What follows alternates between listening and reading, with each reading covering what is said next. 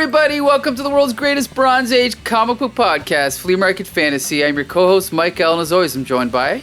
Michael Dell of the LCS Hockey Radio Show, and I'm very excited to be here, Michael. Yeah, so am I. And that's because we're reviewing a comic book that I picked called Omega the Unknown, which I actually discovered through a hero history article in Amazing Heroes. And that's what made me pick up every issue of the series before I even read them. Yeah. And did you read them all then eventually? Oh, yes, I did, and I enjoyed them quite a bit. And then I bought them again in trade paperback on better paper. Wow, that's impressive. Yep. All right, we're reading Omega the Unknown issue 2 from 1976. Yes, yeah. I picked it because the Hulk's on the cover. Yeah, the Hulk is on the cover. Yep. It's a Rich Buckler cover. Yeah, it's pretty good. It's pretty good. Are you familiar with Omega the Unknown, Mike Dell? I am not, Mike L. Wow. Well, here's the thing. All right, let's pull back the curtain, Mike L. Okay, fine. We recorded this beginning once already. Yeah. That's why we've got so much energy, because we already know what we're going to say. And But I had an audio issue. Yes. So we had to start over. But so I'm just pretending that I don't know. No, I know about Omega the Unknown because, Michael, I mentioned this earlier, but when I was researching books for this here podcast, what we could do, Omega the Unknown is included on lots of lists of like best of the 1970s from Marvel. Yes. Like it's usually in there. Yes. And but I had no concept of the character. From afar, just looking at the covers of the various books over the years, I thought, it must be like a Shazam ripoff because there's a little kid and then there's a superhero guy. Right. So that's what I assumed, but that's not what this is at all. No. Yeah. I mean, there's a little tiny maybe influence, but no, this is totally different. Yeah, this is way different. And the creators are Steve Gerber, Mary Skrenes, and Jim Mooney is the artist. So Steve Gerber and Mary Skrenes were like a collaborative writing team. Mm-hmm. And that's unusual, you know? Very. Especially for a man and a lady. Exactly. Unless maybe they were romantically involved. Do we know? See, that's what I assumed because usually in comic books when you see that, you're like, oh, they must be a couple or something. But no, from what I can tell, they weren't.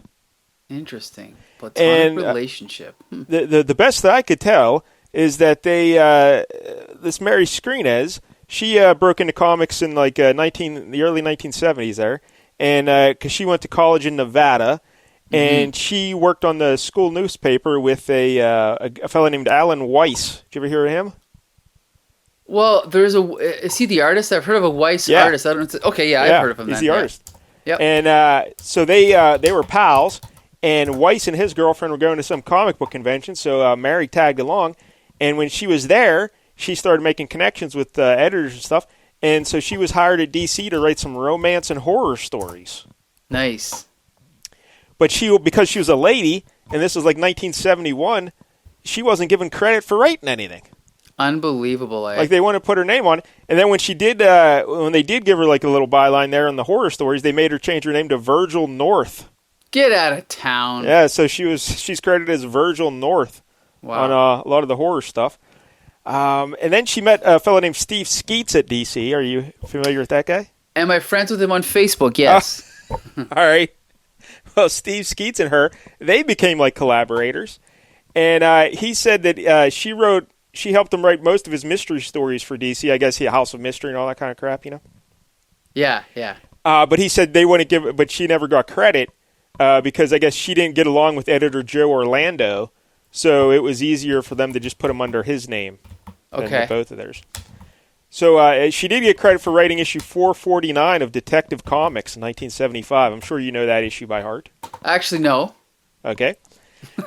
She went to Marvel, and she wrote issues 5 and 13 of The Deadly Hands of Kung Fu.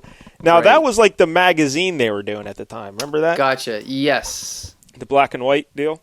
Mm-hmm. And she wrote Defenders, issue 36 in 1976. Okay. I've probably read that, yep. And Skrenes and Gerber wrote issues 1 through 6, 9, and 10 of Omega the Unknown. Mm-hmm. Scott Edelman wrote issue 7, and Roger Stern did issue 8. Interesting. And she was also the inspiration for Beverly Switzler of Howard the Duck fame. You know, that lady he always pals around with, Beverly? Oh, yes. Okay. So that she was the inspiration for him. And she wrote Howard the Duck Annual 1, 1977, and issue 28, 1978. And from 1985 to 87, she wrote 3 episodes of G.I. Joe, the animated series. Yes. 1 episode of Transformers, and 5 episodes of Gem. Nice. So how about that, Michael? Very cool. All right, but this Mary Skrenes, I guess she quit comics after this Omega the Unknown stuff because I guess she soured on the experience. And she said she had some problems with Jim Shooter and his editorial interference. What a surprise. But, again, she tends to paint Jim Shooter as a creep or whatever. But really what the problem was Gerber's fallen behind his schedule. He wasn't meeting deadlines. So Shooter had those 2 fill-in issues done by different writers. Mary Skrenes took that as him taking them off the book. And she thought like he shouldn't be interfering with their book. But Jim Shooter's like, no, you got to hit your deadline. You know. And Steve Gerber didn't care because he was doing a bunch of other stuff. So like he was perfectly fine with them bringing in other writers. But I guess she took offense to that. Sure. And yeah, so I don't know, Yikes. whatever. But again, that was the culture there in the late 70s of Marvel. They had a big problem with people missing deadlines. Yes. And then when Shooter came in, he started cracking the whip, you know, and they started crying about it. Yeah. Like, oh, you're cramping on my artistic freedom. Well, you got a job to do. Do your job. You know? Right. That's the thing. So anyway, now, do you have any other knowledge of this Mary Skrenes lady? No, nothing. The only thing I know, there's one factoid I know, and that's that technically this series is unresolved. They tried to finish it. Yeah. Save that. Save it. Okay, I'll save it. Yeah, we'll get to that in a minute. Oof, cut me off at the pass. Okay. I don't know if you read the letters column in this here issue we're doing today, but Mary Skrenes writes a little bit in there where she's doing some comedy, but she kind of explains how she worked with Gerber, how they collaborated. And she called it the Skeet style, I guess named after the old Stephen Skeets. I guess this is how they worked for DC. Okay. But she says, I divide up the script page into panels with pen lines and type in the panel descriptions. Since we plot this book very tightly, we already have much of the dialogue by then, and I type that too. I do whatever more I feel like handling, and then I turn the script over to Gerber to finish. Really? So that's how they worked. Interesting, okay. So I'm trying to find this. Where's this page? Is this on the last page? It's like page 18. Oh, I see it. I didn't read this. No, because I read the trade. Yeah. Interesting. Okay, I'll have to skim through this later. Yeah, so that's how they collaborated. And I guess they first met on Crazy Magazine. Remember that deal Marvel had where it was kind of like Mad Magazine? Sure. And I think Gerber was editing and she was writing on it, and so they worked together. And then Gerber had a pitch meeting with Stan Lee, and she accompanied him to the pitch meeting, and he pitched 2 ideas to Stan Lee, Howard the Duck and Omega the Unknown, and Stan Lee said, go ahead and do both of them. Nice. And so she was there along for the ride then. So how about that? The same answer I would have given. Do them both. All right. So, yeah, that's Mary Skrenes. And, of course, we've discussed Steve Gerber many times in the past. Go listen to our Howard the Duck episode and others. Now, the artist here is Jim Mooney. Yeah. Now, I really didn't do a lot of research on him because I swear to God we've done him before on the show, but now I don't think we have. Have we? Let me do a quick search here on the old notes. Jim Mooney.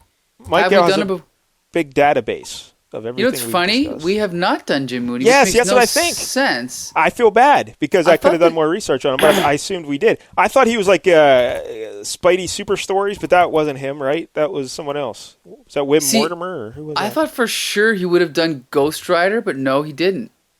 Yeah. Interesting. Okay. No, yeah, we missed the boat on him. So do you know much about Jim Mooney? Because what I did read, he's an old school guy. Like he started in the early 40s, and so he's a seasoned vet by this time.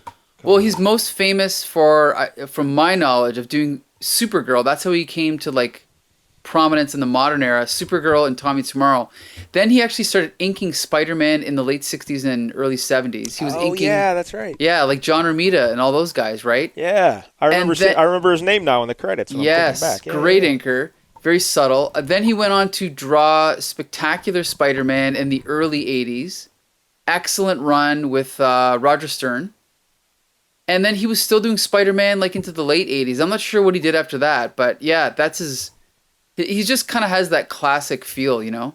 Yeah, very old school comic book art. Like right. You'd see in the 50s and 60s and stuff. I like exactly. it. It's awesome.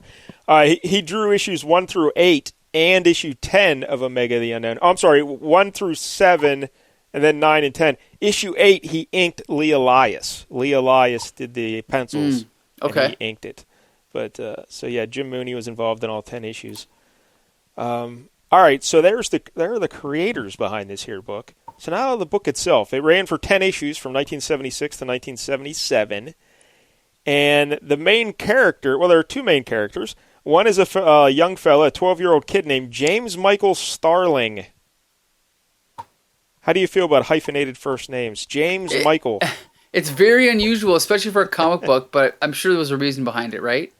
Yeah, just to piss off the letterer. Yeah. You got to keep hyphenating James Michael. But he was a 12-year-old kid raised in extreme isolation and homeschooled by his parents. I think up in the Appalachian Mountains somewhere, right? Right, something like that, yeah. Yeah. So then one day, his parents say, you know what, we're going to take you, you should really start going to like a public school now because we want you to socialize with the kids and whatnot. So they said, all right, yeah, sure, Mom and Dad, let's go. So they're driving him into the city. I guess they're moving into the city, and they get hit by a truck. And he gets knocked loopy, and his parents, he finds out they're filthy robots. Yes. Isn't that great? That is really good. Yeah. Uh-huh. His parents are robots, Michael. Uh-huh. Yeah. So he has... And I think his mom, the mom robot, when she's melting away in the fire of the car, she tells him, what does she say to him? Something like, something about don't listen to the voices or something? Yeah, I mean, I can pop the issue open here. I can dig it up. That's all right. Well, I'm sure we'll encounter it later. It'll probably be in a flashback or something. But yeah, don't listen to the voices. It's dangerous to listen. Danger. Yeah. Then she melts away. Yeah. So who knows what the hell that means, you know? So that's a good little seed to plant, you know? Mm-hmm. So this James Michael Starlin fella, he wakes up in a hospital then because he was like in a coma for a little bit or something. And he shows like no remorse that his parents are dead. Right. He shows like no emotion whatsoever. And there's some weird doctor. It seems like this doctor wants to do like experiments on him or something, you know? Mm-hmm. This doctor seems a little weird. And also while this is going on, now Michael, I did not read issue 1. Okay. But I hear tell that issue 1's very good. It is, yes. Yeah. And I guess while this is going on, we also see a fella who more or less is called Omega, even though does anyone actually ever reference him as No, they Omega? don't actually, they never call him that, nope. But I'll get to his real name later. But for the sake of the discussion, we'll call him Omega. And so this Omega fella, he's like a big strapping dude, and he's in a blue outfit. And I think the first time we see him, is this correct, Michael? He's in a fight with some robots? Yes, he's on an alien world fighting robots, yes, that are shooting at him, yep. So he escapes the robots, and he comes back to the United America here on Earth. Earth is the planet's name. Yeah, Earth. Mm-hmm. And a robot, one of them filthy robots, goes into the hospital room to attack this James Michael Starling, right? Mm-hmm. Mm-hmm. Yes. But then Omega intervenes and saves him. Yes, he defeats the robot and carries the robot away. That's Actually, sorry, James Michael, Omega's in the middle of fighting the robot, and he's about to get shot by the robot. Then James Michael suddenly shoots lasers out of his wrists. Out of the palms of his hands. The palms of his hand. And at the end, you see that he has, sort of not tattoos, but imprints of the Omega symbol on his wrists. On his palms. Hand. Yeah, the palms of his hands. Yeah. Yeah. So that's right. I forgot about that bit. So when this issue opens up, we see Omega carrying the robot. So that continues from where we just left off with that little recap. Right. All right, Michael. So that's where we will get into this story now. Right. And maybe let's review this story, and then we'll talk about how Omega the Unknown ended its run. Sure. All right. So first, we've got this cover here with this logo that's almost awesome. Okay, It's almost awesome. It's the words Omega in nice blocky letters, Omega the Unknown, and they wanted to throw in the Omega, the Greek letter Omega, but instead of just using that as the O, they put it around the O. So it's not like I said, it's almost awesome, right? If it was just the Omega letter, that would have been cooler, wouldn't it? I would think so. Yes. Yeah, it's in yellow, and like the letters are in yellow, and they're highlighted in the background like in red, like they're coming off the page. Right. And then the Omega symbol around the yellow O is in white. And why not just use the Omega symbol? That is exactly strange. And we should point out it's a cool name. It's not just Omega; it's Omega the Unknown. I like that. Yeah. And basically, it says, okay, in the corner box we've got a picture of Omega and then a picture of James Michael below him, and they got the Kirby crackle around them. And then we see the little caption: Marvel's sensational new superhero battles the mightiest man monster of all. Enter the Incredible Hulk, and we see the Hulk kind of like smashing through the wall of a building and coming down, about to battle Omega, and Omega is shooting lasers out of the palm of his hands. There's some coconuts on the ground. Look at that. Coconut. Yeah, that's true. I never noticed that. Yep, like a fruit stand. Yep. Oh yeah, and it's signed by Rich Buckler and Al Milgram, I think. Yeah, Rich Buckler. Yeah. And I guess he's jumping out of like a grocery store, or produce store, or something. Yeah. And I guess though in the book, I guess it's like an ice cream parlor, right? Oh, okay. Yeah. Now, should we tell the listeners what Omega's costume looks like? Go for it. He is wearing... It's funny because even though he's on an alien planet, he dresses exactly like an American superhero. But anyway, he's got a blue skin-tight onesie, big red... What do you call these? Like hooker boots? They go all the way up to like the middle of his thighs, kind of? Yeah, they're kind of like Colossus's boots, but even higher up. Right. Yeah. And then he has like red armbands, a red cape. But then, this is the cool part. He has a red stripe that goes up the side of his body and also the side of his arms. And it creates an Omega symbol on his wide open collar of his chest. But here's it's kind of like a Power Girl situation where you kind of have a boob window through the Omega symbol. Although it's not closed at the top, but it cuts down real low to show off his pec cleavage. But wait, can you guess what my favorite part of this costume is, Mike Dell? The little bandana thing? Of course, the bandana. Not the bandana, what is it called? What's it called? I don't know. It's very important. It's the key part of the costume. The headband. The headband. Yeah. Just like all the Legion of superheroes, they all had headbands. It's a good choice. But his headband is shaped like the Omega symbol as well. Yes, very cool. Yeah. I like it. Anyway, kind of a throwback there. He's got black hair. And, black curly hair. Yeah. Kind of like Superman-esque a little bit, I guess. Yeah. So anyway, we cracked the sucker open. And welcome to Hell's Kitchen. So yeah, we're just coming in the middle of the scene that ended last issue where the Doctor has come in and is looking at James Michael's hands. And he's like, it doesn't make sense. Identical wounds on the same spot on each palm, so distinctive in shape, occurring accidentally. I'm sorry, I can't swallow it. Right? So he's trying to figure out what's going on here. So then How did you get those wounds on the palms of your hands? What are you doing, James Michael? Yeah, anyway. Yeah. So then they cut over to the Doctor doing more tests on James Michael, but we see a shot of Omega with a robot's ass right in our face. Yes, right in our face. And I guess is it just a window, or is he using like some kind of X-ray vision to look through the wall? I think it's just a window. It's kind of an odd place to have a window. You'd think that there'd be more privacy in a hospital like that, right? But I guess would not. think so, yeah. Yeah.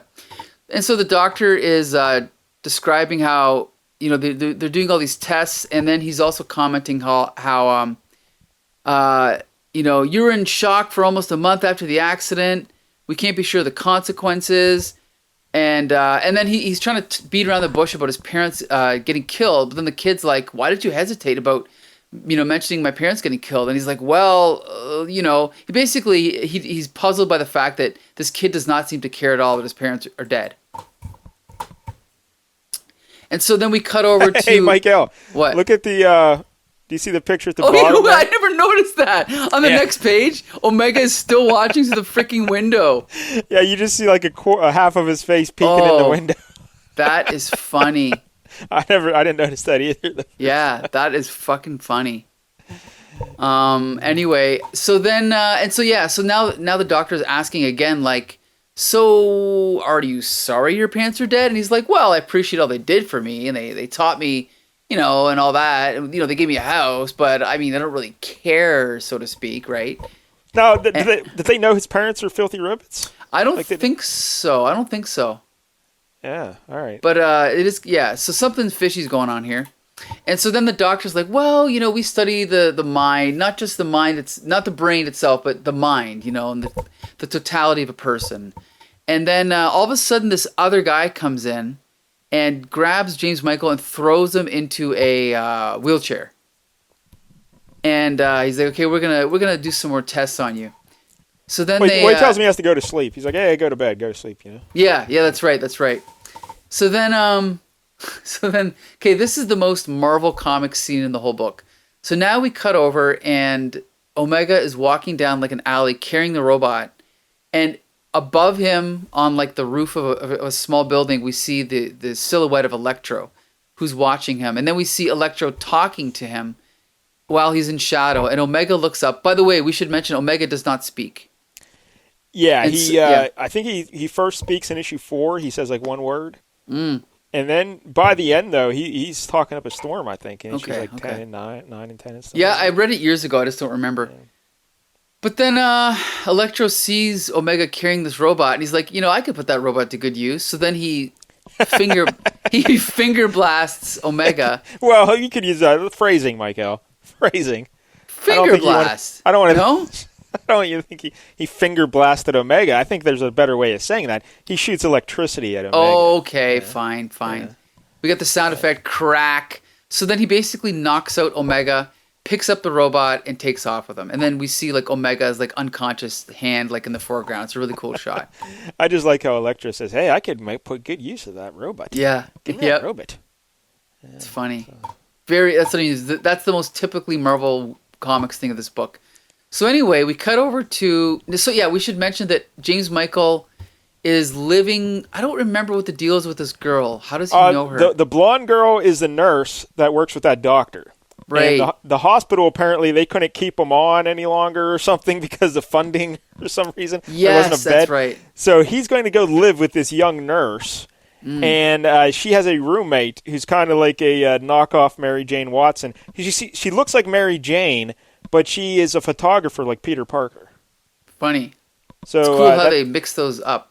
Yeah, that's her roommate. So James Michael is now going to go live with these two smoking hot college girls. So that's something.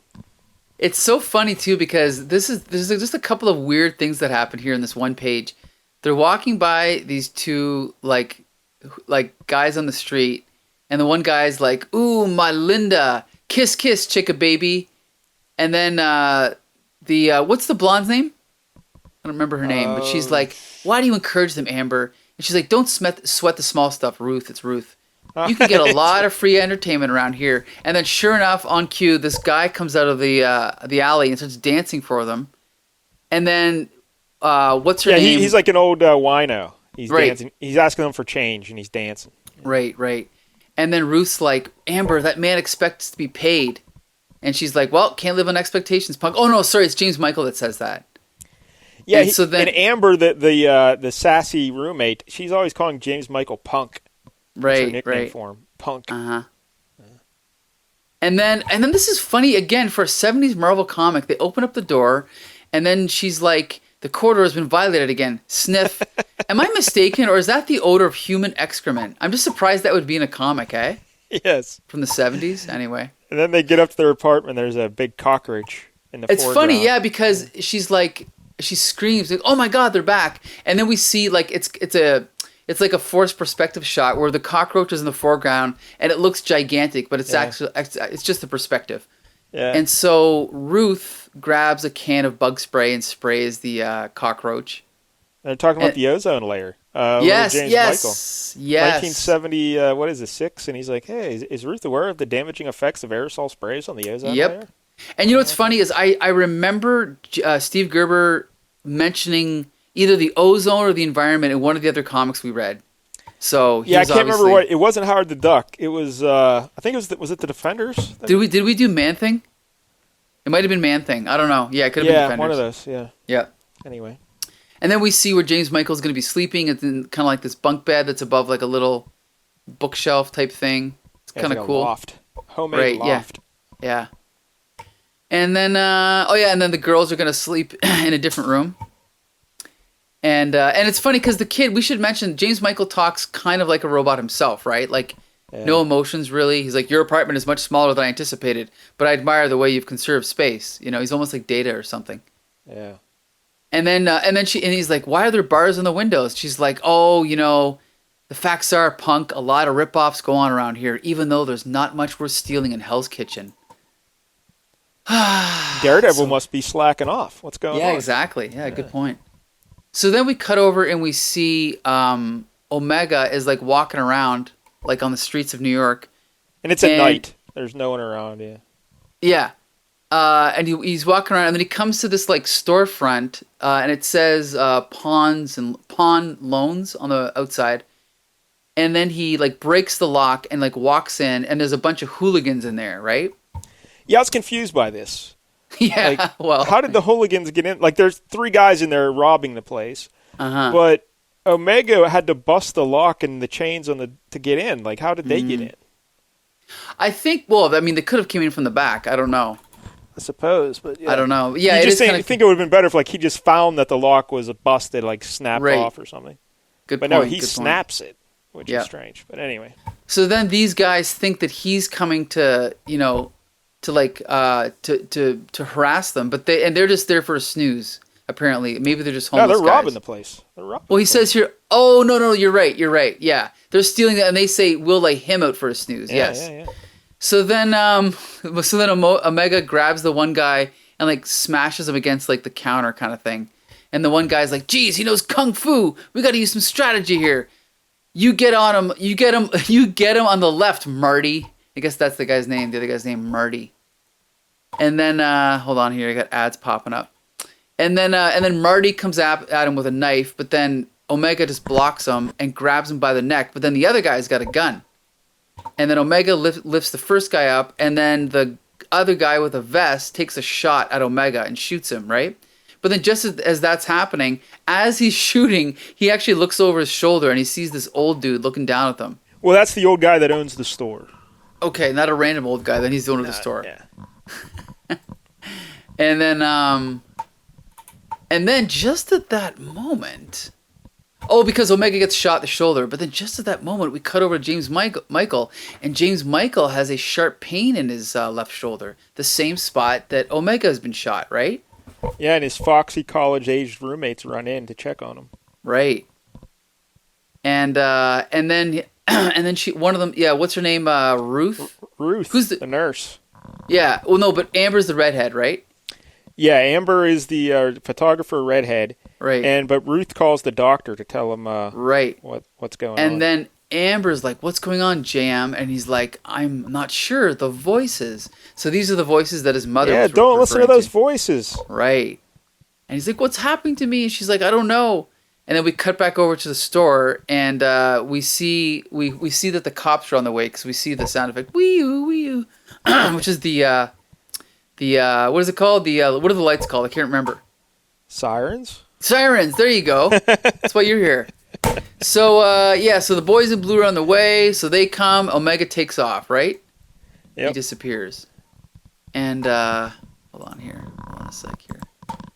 And then, actually, he just goes and hides in the back, and then the old man actually tends to Omega's wound, right? Yeah, because the old man tells him to hide in the back, because he knew that he was trying to save the shop, do a good deed, so he didn't want him to get involved with the cops.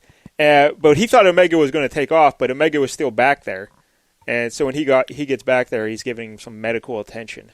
Right. I love the sequence. Just so simple. It's like, oh, it's so well done. It's so well. The art's so good. Anyway, so he's telling him. The old man's talking to him the whole time, but Omega's not saying anything. You know. Right.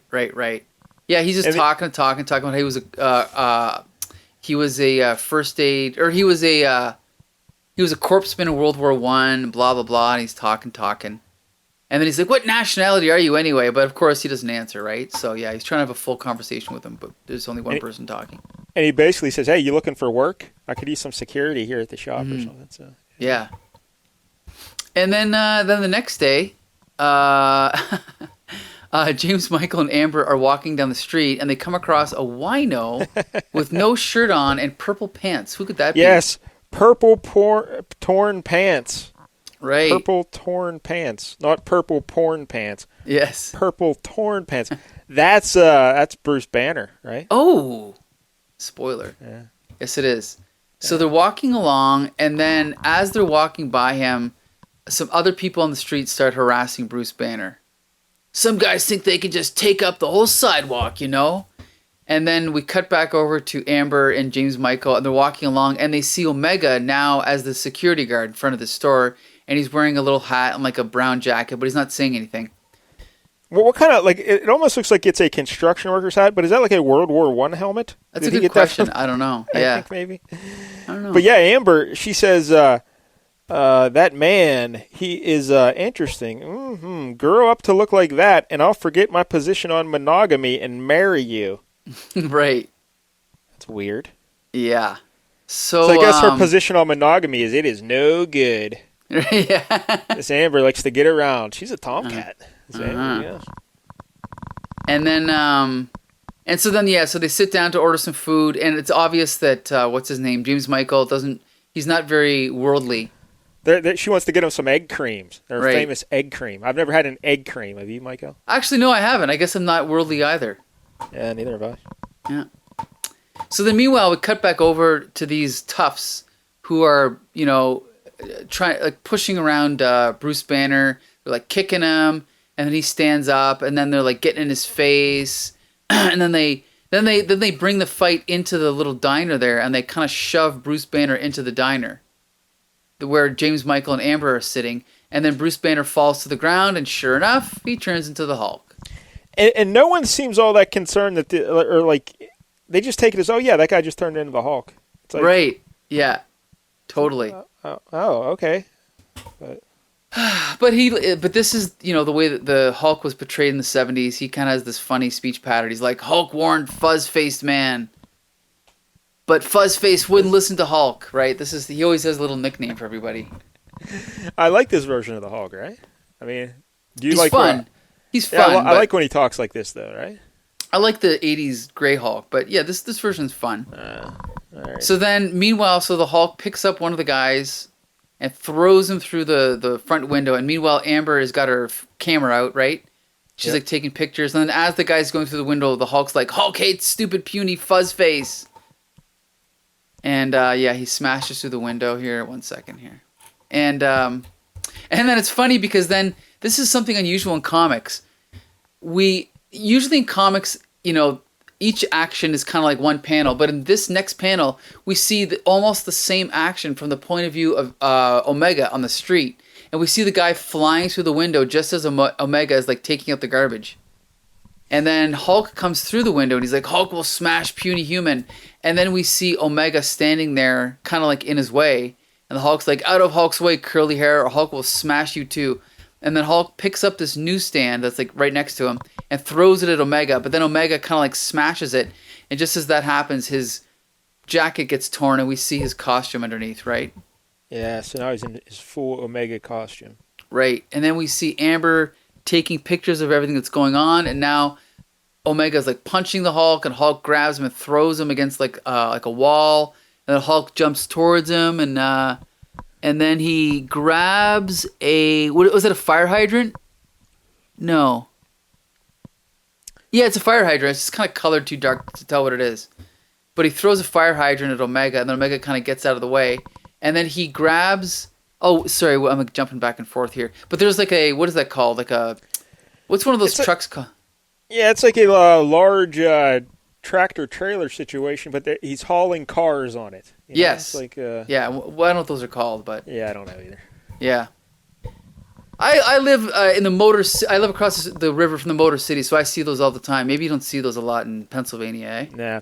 But yeah, there's a bunch of cars piled up on the back of this truck, and Omega breaks the chains holding the cars, and the cars all fall on the Hulk. Yes, that's right. And then Omega he's all chilled out because he thinks, oh, well, that's over. But then we see the Hulk bust his way through the wreckage of the cars, and then and then all of a sudden, from out of nowhere comes Electro. And he finger blasts Hulk in the face. It's like, sorry, Gruesome, you lose. Big boy here is mine, all mine. And then he's like, I guess he's got to use for Omega as well, eh? So yeah, because he doesn't. Apparently, he says he can't figure out how that robot works. Mm-hmm. So he figures this Omega fellow will know how the robot works. But who's flying the helicopter? Because Electro comes in on a helicopter, I don't know. And he's dangling by a rope, and he ties Omega to the bottom of the rope, and he hauls him off into the sky. So yeah, who's flying that helicopter? Right, I think it's Thanos. Yeah, maybe. So he carries. I don't know how he manages to do this. We see him like standing on this ladder, and then Omega's kind of like hooked onto the bottom, and then that's pretty much it. He's like the Hulk is kind of left there, kind of like scratching his head, and then we cut back over to Amber running into the diner where Ruth and the woman who runs the diner are, and then sure enough, John. What's his name? James Michael is laying on the ground. Michael. And then Amber's like, punk! And then Ruth's like, he's still breathing, Amber, barely. I've already called an ambulance, but he's in deep shock. It happened right in front of me. He just pitched over like he'd been hit by lightning. Huh, what could that be? And then it says, next, Electro teaches Omega how to burn while you learn. You know what probably happened to him, Michael? Electro finger banged him. Or blasted him. Probably. So yeah, that's issue 2 of Omega the Unknown. Yes. That was something. It's interesting. All right, so that's where we are in the story. We got the first 2 that's very mysterious, you know? You understand why it's Omega the Unknown, because no one knows what the fuck's going on with this Omega character. True. You know? True. He doesn't talk. He doesn't do anything. And what's going on with this kid? This kid, he was raised by robots. What's going on with this kid? Right. Is he a robot? Could be. I don't know. We all have our theories. The series runs for 10 issues. Hey, Michael, in issue 4, Omega encounters a guy named El Gato, and he has an army of cats. Oh, that's cool. And he has a bunch of cats beat up Omega. Really? Yeah, it's pretty awesome. I tweeted out a picture of it last night. But so eventually we get to issue 10, and at the end of issue 10, Michael, like they didn't know the series was ending. It just got canceled for low sales, you know? Right. So are you familiar with how the series ended? I don't remember. I read it years ago. Okay, well, that guy, the old guy, I think he's called Gramps, who owns that store. He and Omega go to Las Vegas to have some fun, you know? Okay. And apparently this Omega guy, he also is very lucky. So they win, he takes them to the casino, and Omega's winning everything. They win $55,000. Really? Yeah, so they're about to go get some hookers and stuff. So but they go back to the room to freshen up. And when they get up there, do you remember that lady Ruby Thursday? No, Ruby Tuesday. I think in the comics she's Thursday though. But okay, I could be wrong. All right. Like, isn't there a Beatles song where they talk about Ruby Tuesday? It's a Stones song, Ruby Tuesday. Oh, okay, the Stones. But I believe it's Ruby Thursday in the comics. Let me just look that up. Yeah, Ruby Thursday. Oh my gosh, you are right. My brain translated into Tuesday. Okay. Yeah, I think everyone assumes it's Tuesday just because of the famous. Of course, it's a super famous song that I don't know because I thought it was the Beatles. Oh no, it's a great song by the Stones. Yeah. In the United States, there's also a restaurant chain called Ruby Tuesdays. Get out of town! I didn't know that. Yeah. Huh? Yeah. But anyway, so Ruby Thursday. For those who don't remember her. I wrote a flea market fantasy column on your website years ago if you talked about Ruby Thursday. She's like a real foxy lady from the neck down, but her head is a red bowling ball. Yes. See, I remember coming across her when I was a kid and going, what in the hell is this character? Yeah, you see her on the old dating app, and you're like, oh, yeah, she looks pretty good here. And then you get to the oh, wait, her head's a bowling ball. Yeah. What What is going on? Right. And then her head, like the bowling ball head, can like shoot out tentacles, like octopus tentacles. Right. And also she has some power where she can like transform her appearance as well. So in Las Vegas, she knocks on their door and she looks like a classy hooker. You know, she's real fancy. And she says, "Hey, fellas, I was watching you. You were real lucky down there at that casino." And her and her buddy, I don't know, she's palling around with some guy. He's like some big pink demon guy. I can't remember what his name is. But basically, they rob Omega and the old man. They steal their money. So Omega gets real mad, and he's chasing her to get his money back. And when he grabs her on the Las Vegas Strip and he's trying to get his money back, some cops come along, and they see Omega beating up a lady. You know? Yes. They don't know it's Ruby Thursday. So the Las Vegas PD, they shoot Omega and kill him. Really? Yeah, that's how the series ends. Some cops shoot Omega for beating up a lady on the streets of Las Vegas. Jeez, okay. And he falls dead on the ground, and then that's where the book ends. And then Really? there's a little note at the bottom. It says, see the end of the Omega storyline in the pages of Defenders. Because at the same time, Steve Gerber was writing Defenders. Okay, yeah. And that's why the Hulk appeared in this issue, because like the Hulk waking up on the street ties into a Defender storyline as well. Ah, cool, okay. So Gerber's juggling both. But before they could do that, Steve Gerber got fired. Oh, I see the problem. Yeah, because of all the stuff with Howard the Duck. Right. Because he was suing Marvel for ownership of Howard the Duck, and Marvel said, "Well, we're not going to pay you to sue us. So guess what? You're fired." Jeez, right. So now he's out of a job, and that means the Omega storyline never gets finished. But enough Omega the Unknown fans wrote into Marvel saying, "Hey, where's the end of this Omega storyline?" So I think it was about 2 years later.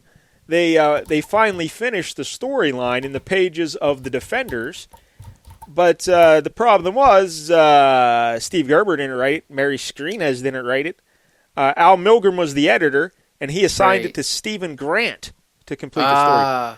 Okay. Now, what do we know Stephen Grant from? Punisher? Punisher, yes, miniseries, and then didn't he do like Werewolf by Night or something? Or am I wrong about that? I just remember from Punisher, I think. Okay. But anyway, Grant, he wrote issues 76 and 77 of The Defenders, and that came out in 1979. So here's how the story ends, according to Stephen Grant. Okay. Now keep in mind, when the original series ended, nothing was resolved. None of these mysteries were addressed. Like, you still didn't know who James Starling was. You still didn't know who Omega was. You didn't really know what their connection was. It was still all very mysterious. All right? So Stephen Grant comes in and he says, "Well, I got to tie this up." He was a young guy breaking in, so he just was doing whatever they wanted him to do. And the only instructions he got was, you can do whatever you want, but when the story's done, make sure that Omega is dead. Because Marvel didn't want anything to do with Omega because it was a Steve Gerber thing, So they just wanted him dead and forgotten. So Stephen Grant, that's what he did. So the storyline he came up with is that there is an alien planet, and these people were called the Praetorians. They were an alien race, the Praetorians. Okay. And they were like the robots. They're the robots. And their world is changing, and they, in order to evolve with the world and to adapt to their changing world, they started to develop biohumanoid beings to be their next step in evolution, to continue their species. So they were doing these experiments, and Omega was one of the biohumanoids they created, and then the next generation of them was James Michael. And their idea was that they would create these biohumanoids, and they would embed them throughout the universe on various planets so they could obtain data and learn different things from these various planets, so they could then come back to the planet of Proteria or whatever, and be an idyllic society, Be like all this wonderness. So Omega, his actual name is X3Z. Okay. And he was embedded on the planet Skrekesk. Srekesk. Srekesk. I think if you switch that around, you kind of get a Skrenes. So I don't know if that's a Mary tribute. Skrenes, yeah. Yeah, it's a Mary Skrenes. So I don't know I don't think any of this was in that first run though. So I think this is all Stephen Grant, from what I understand. Yes. And that planet was known for its morality and nobility. So that's why X3Z was sent there. However, when X3Z became the highest member of that planet's warrior class, he was given the power to harness biospheric energy. Okay. You following me here, Mike? Yeah, I'm following you. Yep. Because this gets a little weird. Oh, it gets weird. All right. So the Protarians, the alien race that created Omega, old X3Z, they were outraged by this because they knew that his body wouldn't be able to handle that energy. Okay. So they're like, you're going to destroy our little biohumanoid that we created. So they were very upset by this. And so now Omega has this power to harness biospheric energy. That's why James Michael could shoot those lasers out of his hands and shit. And that's why Omega could shoot the energy. And sure enough, wouldn't you know it, Omega could not harness the energy, and he ended up blowing up that planet. Oh, okay. Yeah, so he destroyed that whole civilization. So the Protarians, the aliens who created him, they are now hunting him down to destroy him before he can cause any more damage. But interesting, okay. Because Omega shares a mental link with James Michael, because they're all part of this biohumanoid experimental program, they share this mental link. When Omega got those powers, James Michael got him as well. Gotcha, okay. That's why James Michael doesn't know what's going on. That's why... But when Omega, that first issue, those robots, they're trying to kill Omega to save the universe, basically. But Omega is fleeing from those robots. He goes to Earth because he's drawn towards James Michael, and he wants to protect James Michael because they're like brothers in a sense, because they come from that same thing. So that's their connection. They share that mental link. So James Michael, he was embedded on Earth to learn about human emotions. That's why he was sent to Earth. And Stephen Grant, then, he says in those Defenders issues that Omega's dead. He got killed by the police. So he's dead. And then James Michael, he starts to lose control of his powers, his biospheric powers. And the Defenders, the Protarians show up on Earth, and they're trying to kill James Michael, and the Defenders are trying to protect him. And then Moondragon gets involved. But eventually James Michael keeps losing control of his powers, and he realizes that he's too dangerous, so he turns his powers inward on himself, and he kills himself. Ooh, okay. He sacrifices himself to save planet Earth. So that's how the book ends. And so James Michael's dead, Omega's dead, everybody's dead, and they just pushed everything into the back, and everyone forgot about Omega the Unknown. Really? Until 2007. Yes, that's right. I was going to mention that. Writer Jonathan Lethem and artist Farrell Dalrymple, they revived Omega the Unknown with a 10-issue limited series. Now, did you read this, Michael? No, I actually... the artwork looked really good, but I purposely avoided it because Steve Gerber told me to, yes. Why did Steve Gerber tell you to do that? Well, he didn't tell me personally, but he said it online that he made an announcement that no one should buy the book because he didn't write it. Yeah. And did you hear about that? Yeah, but I didn't hear him say no one should buy it. Okay. Oh, yeah, I believe it. He was basically pissed off because he didn't think anyone should be writing it except him. Yeah, so this Jonathan Lethem fella, I guess he kind of reworked the origin and the nature of Omega the Unknown a bit. Okay. So it's not exactly like the original book, but I haven't read it. But I guess it got good reviews and everything, so I don't know if people want to check it out. And the artist is really good. Have you seen the art? Yeah. Well, I mean, maybe it's not your really thing. Amazed by it. But, I like it. Anyway, getting back to the original ending here for Omega the Unknown, Gerber said that he had an idea. He and Mary Skrenes had an idea of how they wanted this series to end, but they both vowed to never tell anybody. Right. And he died before telling anybody, and Mary still has not told anybody. So no one knows what their plans were to finish the story. Now, I'm guessing Omega wouldn't have been dead by being shot by those cops, right? Because that's just silly that he gets... That's how he dies, getting shot by cops on the streets of Las Vegas. Right. What? Ridiculous, yeah. So I don't know. But that whole backstory about him losing control of the pot, like, that seems crazy, too. And destroying that planet, and then the Protarians are hunting him down because they're trying to protect the universe. Like, do you like that? I don't like that. No. I mean, it's okay, but to me, my first guess is that either Omega is an adult version of James Michael, or he's James Michael in the future, right? Or, I don't know, maybe the fact that they're...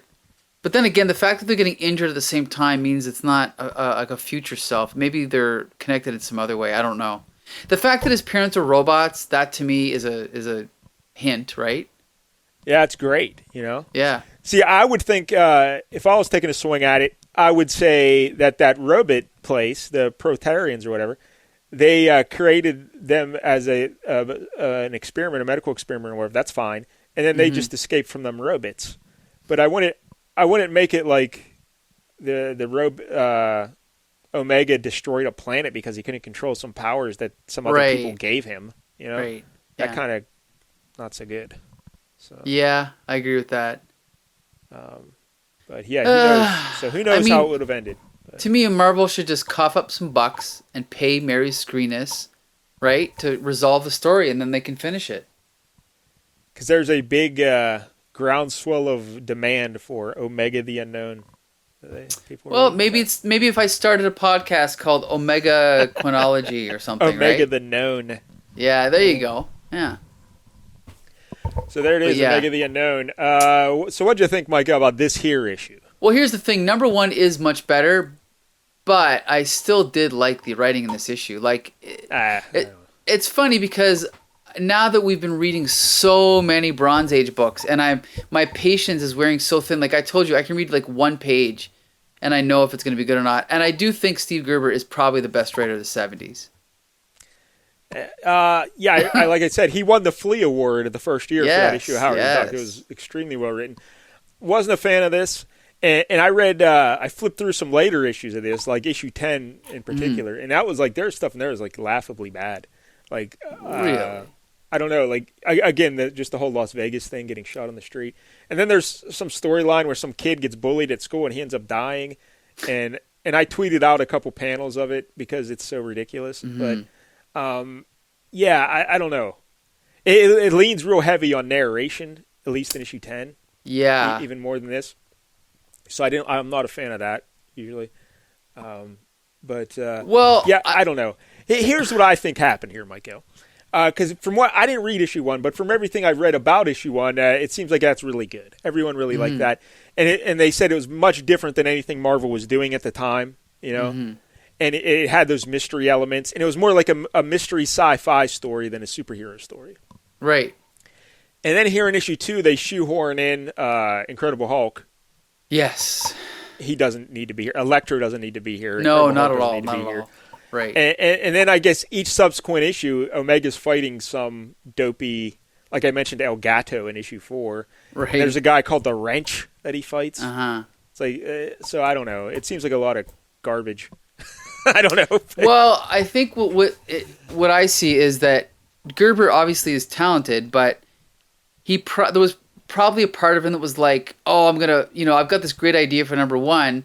But then he was probably like, oh, shit, I'm missing my deadlines. Oh, let's just have the Hulk show up. Oh, let's just have Electro show up. So he's kind of just onto something there. I think you're onto something there. He really wrote a good issue 1, and then some other stuff got in the way. Yeah. And like we said, he didn't write issues 7 and 8. They had fill-in issues. And I guess apparently from what I read online, people who read those issues said that Omega doesn't even really act. It seems a little more superhero-y in those 2 issues. Right. Than these. So when you're dealing with a series that only lasted 10 issues and, 20% of them are out of character. Right. That's not good. No. Yeah, so, I mean, it's kind of like... I mean, nowadays, if this came out, they'd just probably let him do what he wanted and take as much time as he wanted. But back then, they had to bang these out, right? Yeah, because we mentioned he was writing Defenders, Howard the Duck. Right. This. Probably Man-Thing. Oh, he thinks I read an interview with him where he said he thinks at the time what caused the scheduling conflict for issue 7 and 8 was Kiss. He did this. Oh, that's Kiss. right. Yeah.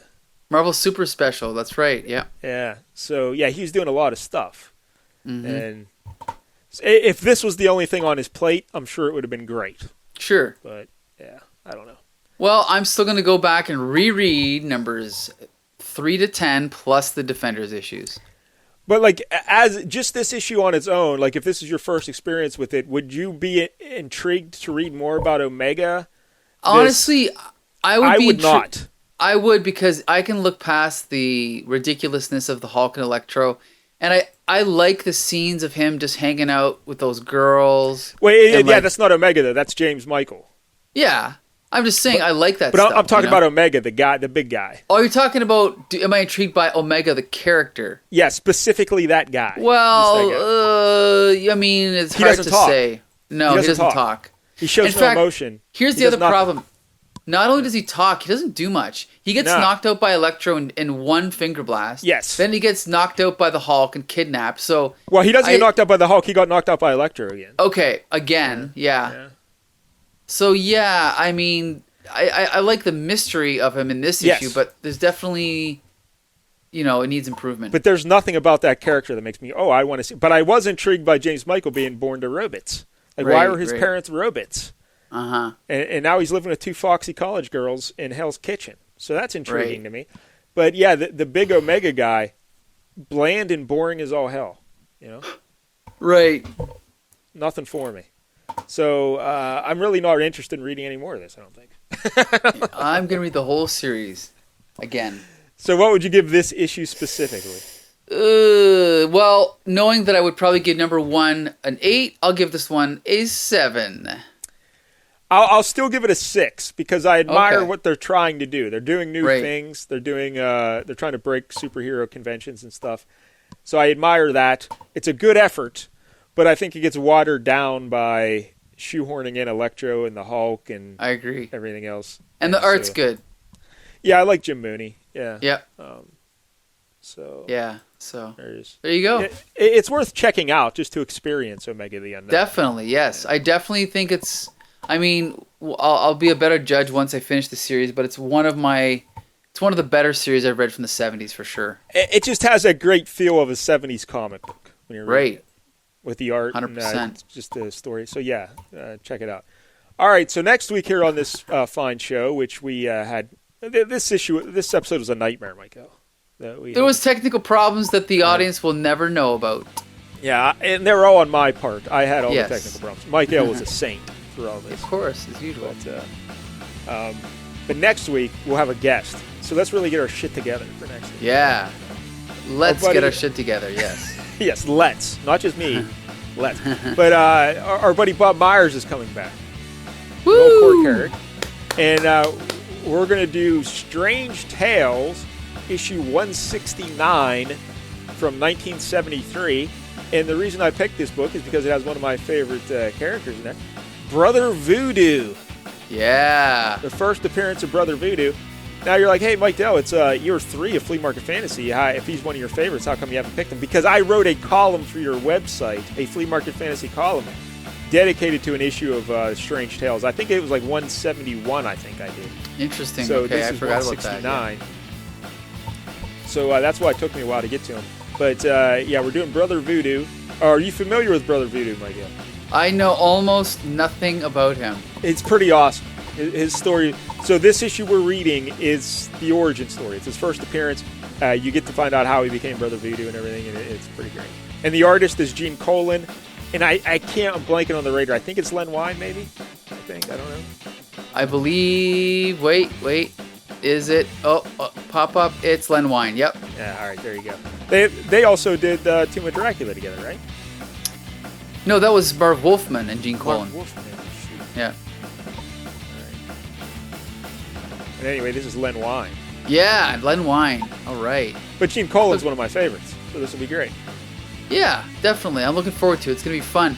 So there you go, another episode of Flea Market Fantasy. You can check out every episode of our show at www.comicbooksyndicate.com. Each week we pick a different Bronze Age comic.